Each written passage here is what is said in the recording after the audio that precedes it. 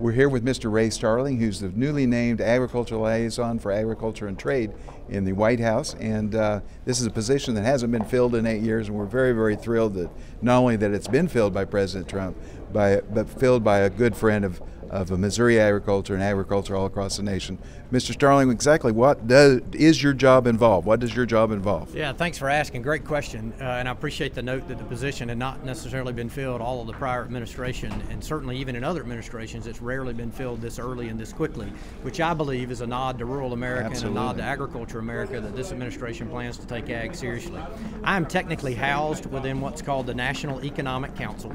At the White House, a lot of the policy-making decisions are spread across a number of councils. You've probably heard of the Domestic Policy Council, you've heard of the National Security Council. Well, there's a National Economic Council, and the main thing we're asked every day when we come to work by our boss, Gary Cohn, who's the director of that, the former chairman of Goldman Sachs, is how do we identify what the limiting economics are for progressing in agriculture or in our sector that we're responsible for, and how do we work in this administration to remove those barriers? So essentially, what is it that is prohibiting us from getting to the year-over-year growth or the year-over-year greater farm cash receipts or whatever measure you want to use? How do we make that number higher, and what's within our power to be able to do that both on an immediate basis, so quickly, on an intermediate basis, working with Congress, and then sort of on a legacy basis, regardless of who's president, how do we make sure that we've got certain things in place to improve the economics of agriculture and farming?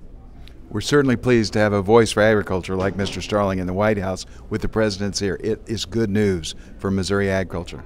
We're on the fly with Missouri Farm Bureau.